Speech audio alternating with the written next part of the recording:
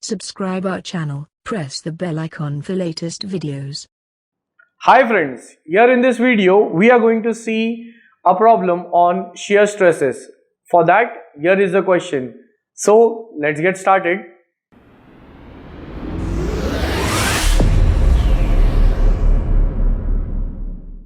The question is, a beam AB supported at its ends has a span of 2 meter and carries a UDL of 200 kilonewton per meter over the entire span.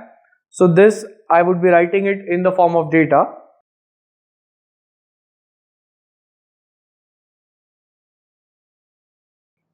Span is the length of the beam, 2 meter, converting it into mm by multiplying it with 1000, carries a UDL W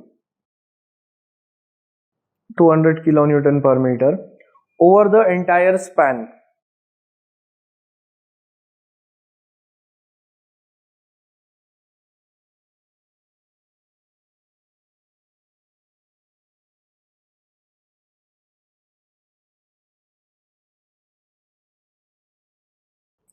So here there is a simply supported beam with UDL throughout, having length 2 meter as indicated into the question, and because of this UDL there would be, when the UDL is acting over the beam, there would be vertical reactions offered by the supports, reaction RA and RB.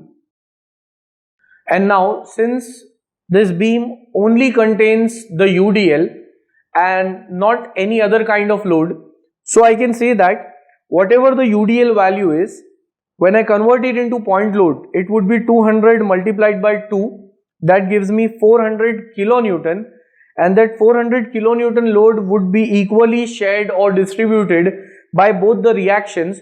So reaction at A comes out to be 200 kilonewton and reaction at B also comes out to be 200 kilonewton. And why is it so? Because the total load on the beam, capital W, is small w UDL multiplied by the length, because UDL intensity is given and that intensity is 200 kilonewton per meter multiplied by the length of the beam, which is 2 meter. So this comes out to be 400 kilonewton, and this 400 kilonewton would be shared equally by both the reactions. So on one side it is 200 kilonewton and similarly onto the other side.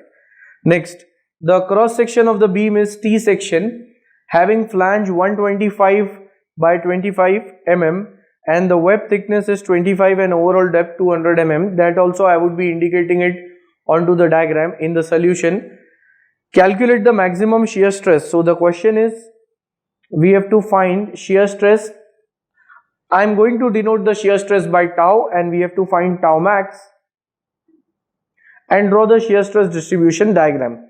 So this is the question in front of us. So let's get started with the solution part, and in the solution the first thing would be to draw the T section given.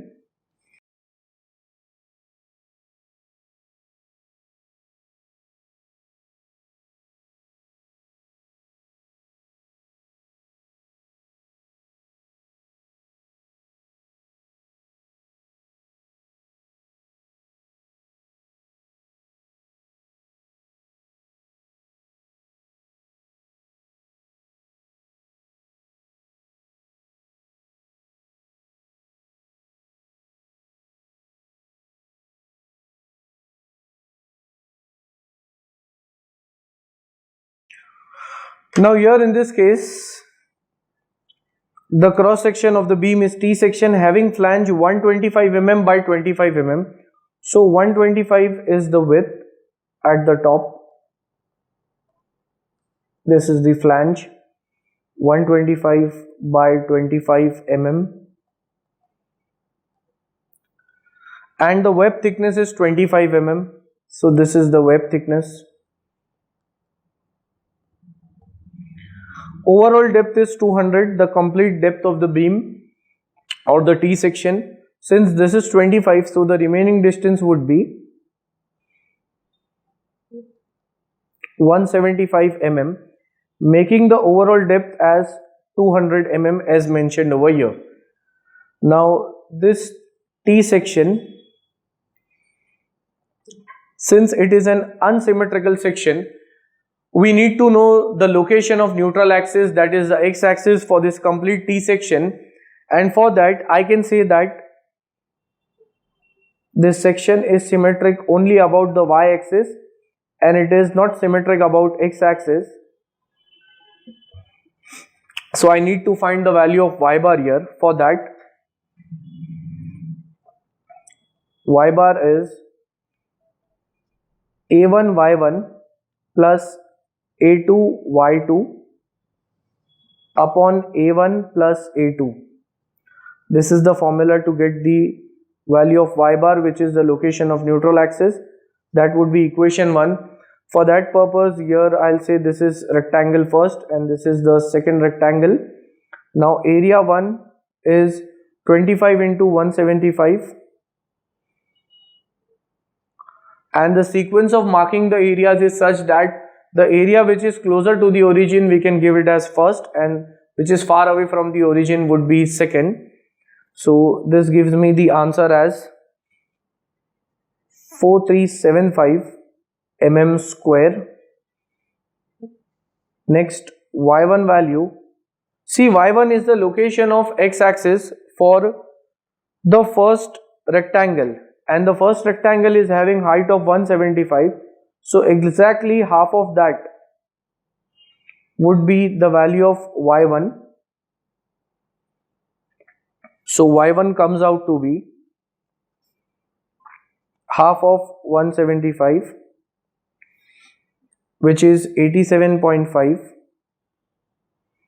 mm. Next, area 2, it is 125 into 25,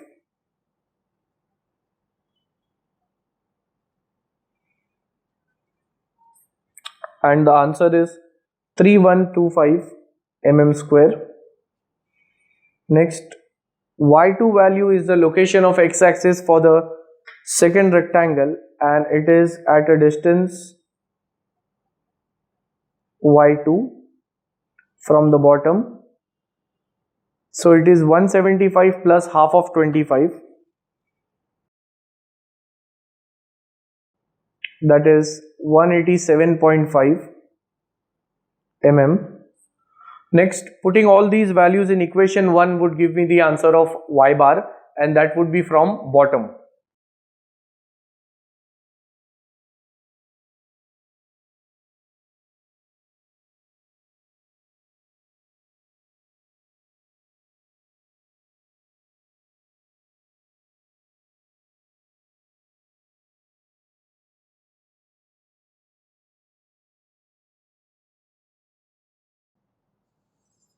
Therefore, this is a1 y1, a2 y2 upon a1 plus a2, and the answer of y bar comes out to be 129.17 mm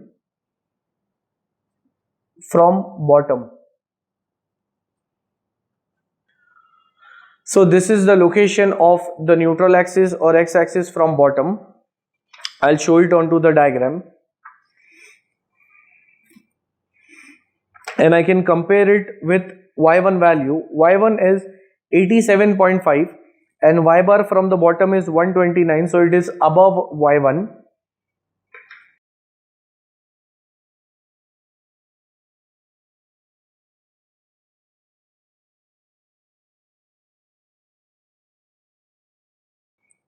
Y bar from the bottom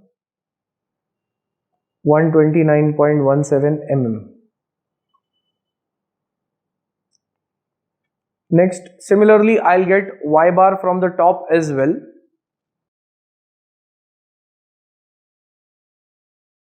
Location of neutral axis, and that would be the total height, which is 200 minus 129.17. So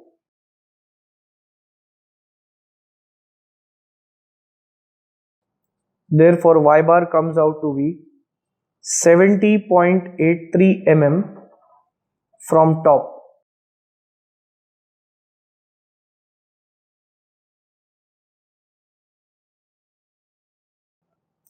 Next, after getting the location of the neutral axis, now I can calculate the moment of inertia for this T section, and for that I would be using the parallel axis theorem. I'll explain how to calculate the moment of inertia. Since mi about neutral axis for the given T section, I about the neutral axis is equal to Ixx1 plus Ixx2. Keeping this as the second equation. Now therefore Ixx1 is I1 plus area 1 into h1 square, and this is by using the parallel axis theorem. Now why I am using parallel axis theorem? The reason for it being that y bar, the neutral axis for the complete T section, is at 129.17 mm, whereas the x axis for rectangle 1 is over here at distance y1. So between them there is a distance which is h1, and that is why I have to use parallel axis theorem, because the axes, they are not coinciding, they are at a certain distance. So now I1 is the moment of inertia of the rectangle about its own horizontal axis, which is over here 1 1, and about the horizontal axis the formula is BD cube by 12 plus area is B into D, and h1 is the distance between y bar and y1. It is 129.17 minus 87.5. B and D values: B is the width, D is the depth of this rectangle. The width is 25, depth is 175.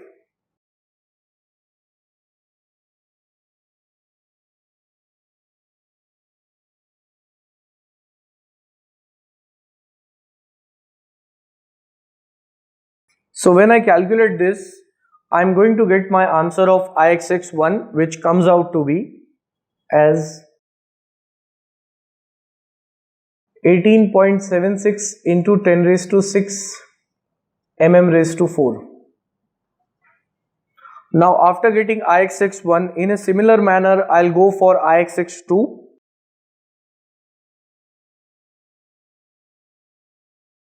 It is I2 plus area 2 into h2 square, again by parallel axis theorem.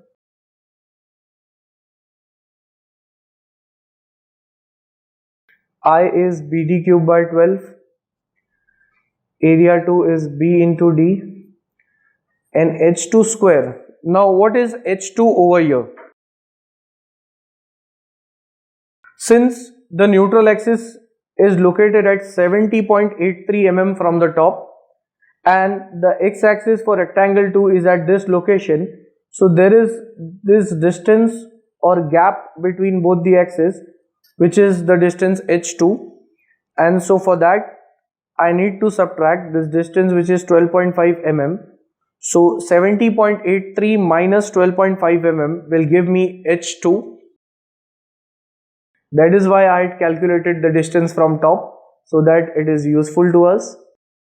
Here we have 25 by 2, which is 12.5. B and D values: B is 125, D is 25.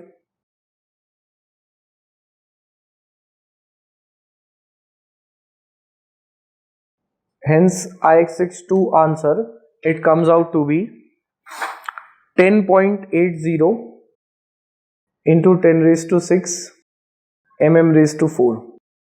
Now putting Ixx1 and Ixx2 in equation second,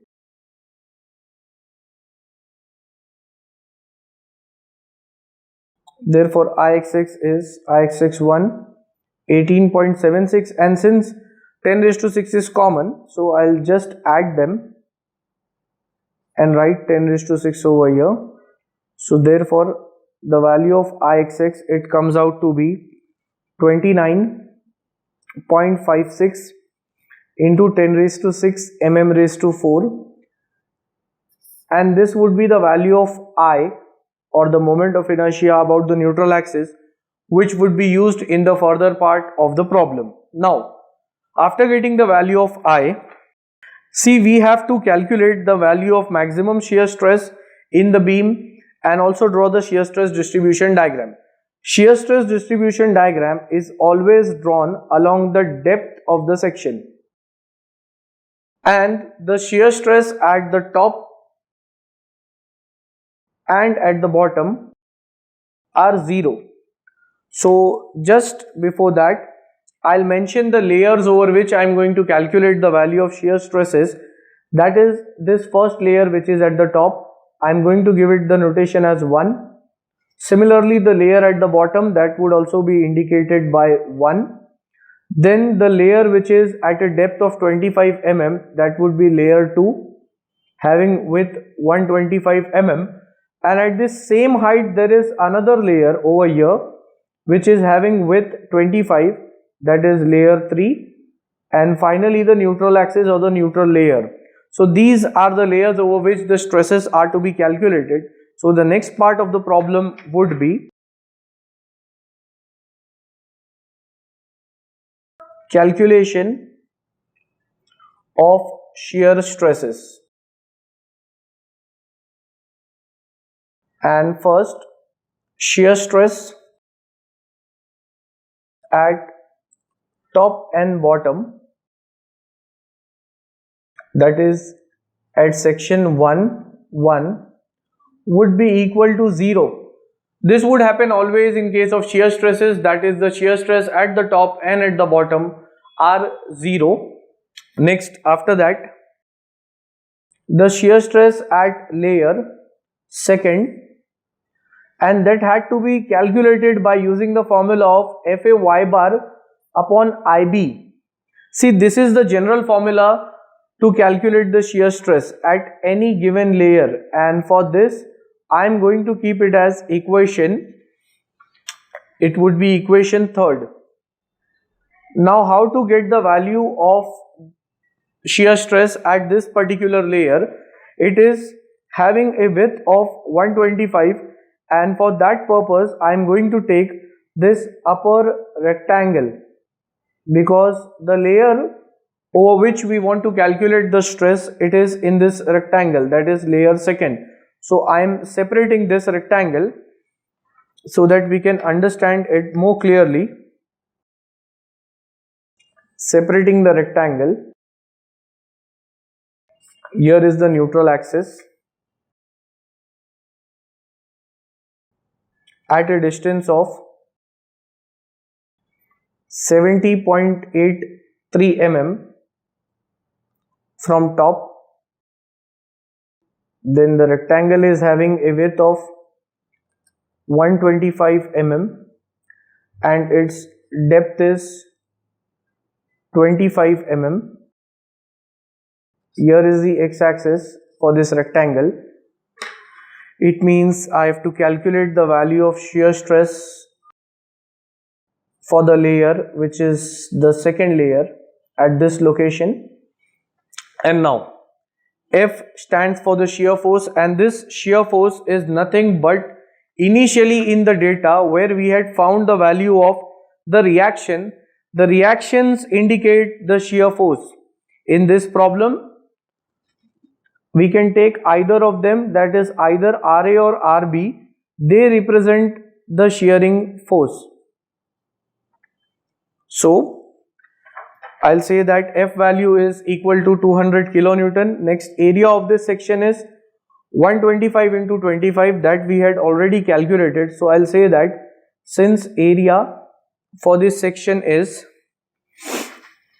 125 into 25, that is 3125 mm square. Next, y bar. Now remember, here y bar is the distance from the neutral axis up to the x-axis of the layer where we are calculating the shear stress. Remember this point, it is very important. Initially the y bar we had calculated, that was for moment of inertia. Now this y bar, which is used in the formula of shear stress, indicates the distance from neutral axis to the layer or the area, its x-axis. this distance is y bar, and it can be said it is 70.83 minus half of 25 minus half of 25, and that gives me the answer of y bar as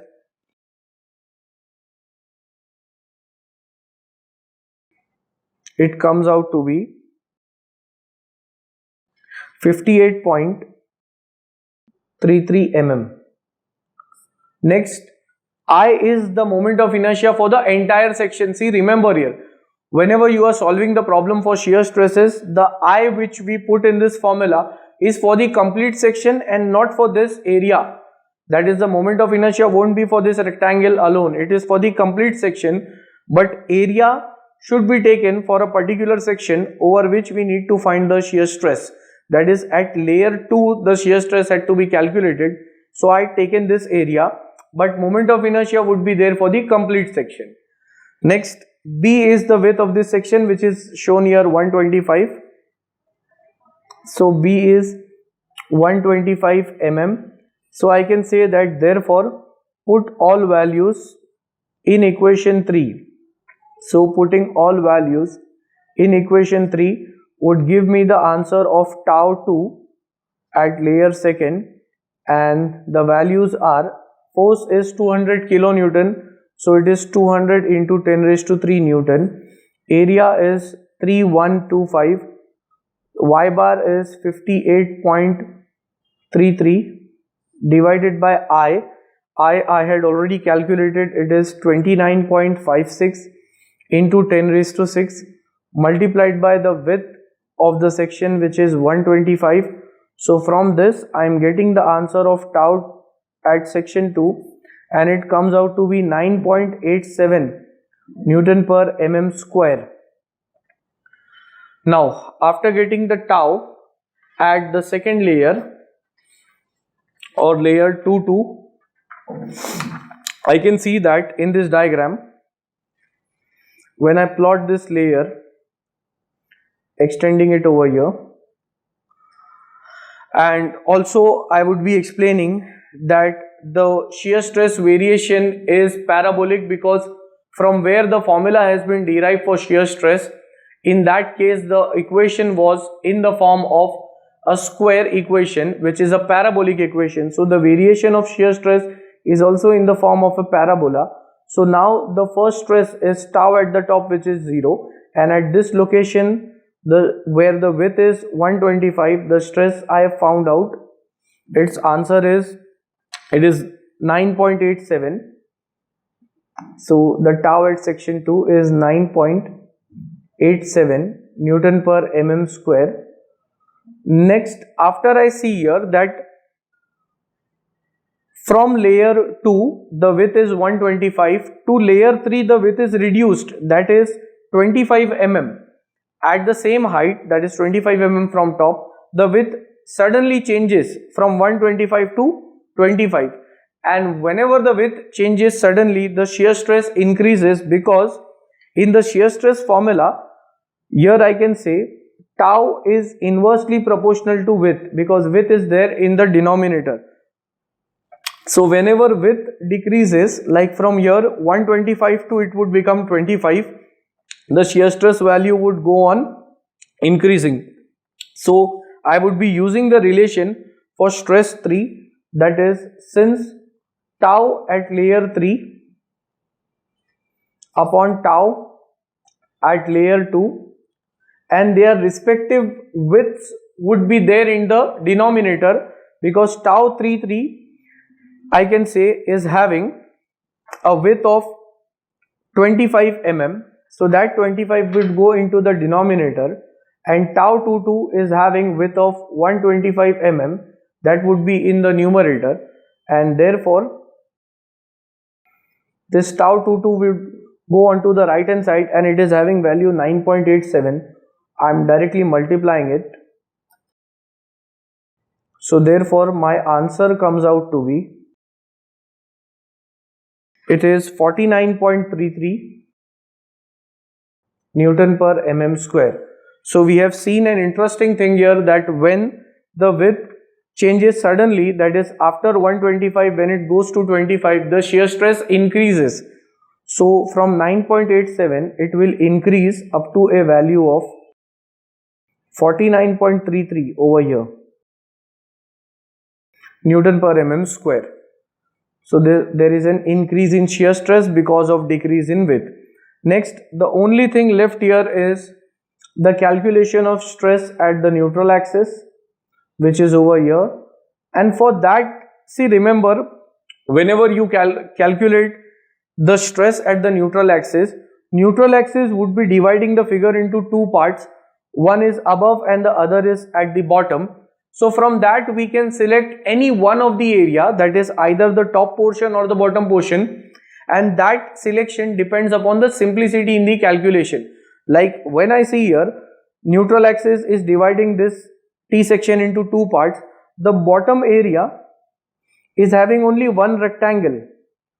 So the calculation is shortened, or it is more simplified.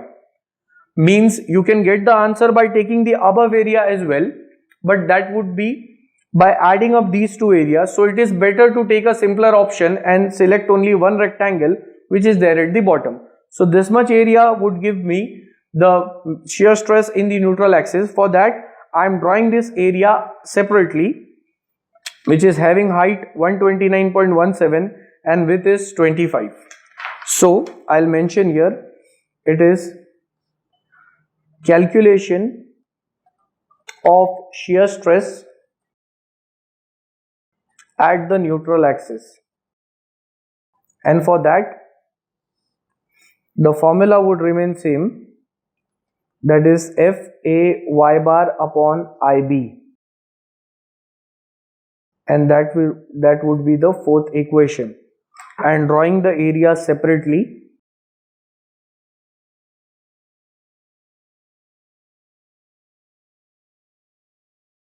the height of this section is 129.17 mm, width is 25,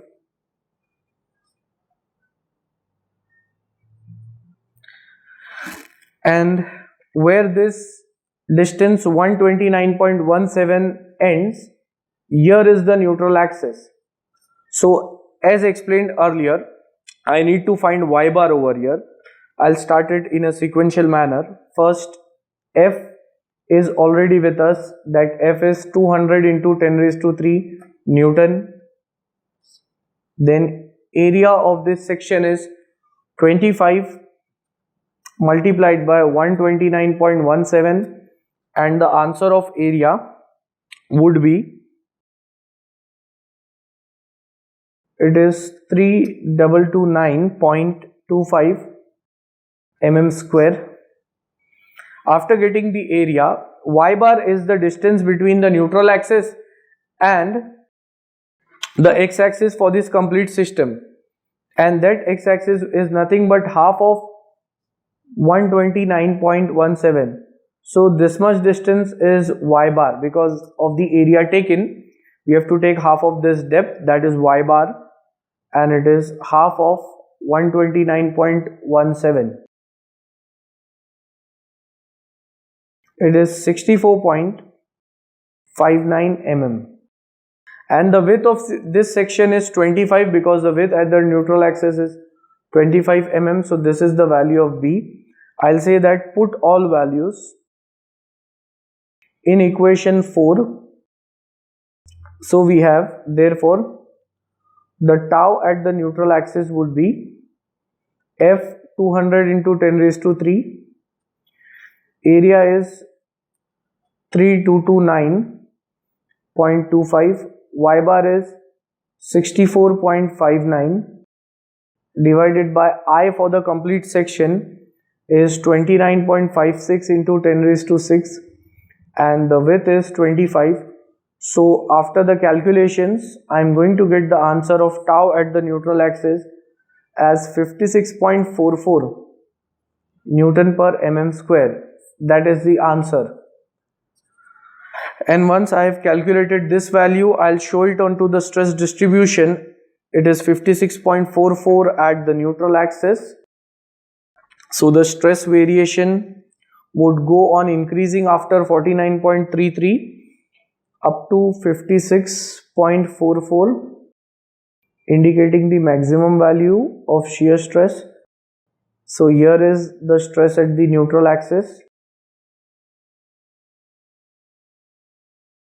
So the stress, as we see here, at the top it is 0, then it goes on increasing, and where the width was 125, the stress was 9.87 Newton per mm square, and where the width suddenly decreases to 25 mm, the answer of tau is 49.33 Newton per mm square. Then again it increases and reaches the maximum value at the neutral axis, which is 56.44 Newton per mm square, and then gradually goes on reducing up to the bottom till the value is 0, and this is the shear stress distribution diagram. And with this, the problem gets completed.